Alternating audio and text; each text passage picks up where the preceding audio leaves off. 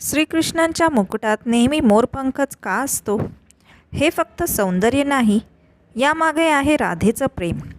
वृंदावनात एकदा श्रीकृष्ण बासरी वाजवत होते. त्या मधुर सुरांवर राधाराणी नृत्य करू लागल्या. राधेच्या नृत्याने संपूर्ण वन मंत्रमुग्ध झालं आणि त्या आनंदात मोरसुद्धा नाचू लागले.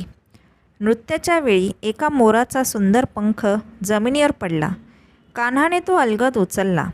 कान्हा म्हणाले, हा फक्त मोरपंख नाही, हा राधेच्या प्रेमाचा आशीर्वाद आहे. आणि त्यांनी तो आपल्या मुकुटात सजवला. म्हणूनच श्रीकृष्णाला मोरपंख आवडतो, कारण त्यात त्यांना राधा दिसते. जिथे प्रेम असतं तिथे सौंदर्य आपोआप येतं. राधे कृष्णाची जय. श्रीकृष्णांच्या मुकुटात नेहमी मोरपंखच का असतो? हे फक्त सौंदर्य नाही, यामागे आहे राधेचं प्रेम. वृंदावनात एकदा श्रीकृष्ण बासरी वाजवत होते. त्या मधुर सुरांवर राधाराणी नृत्य करू लागल्या.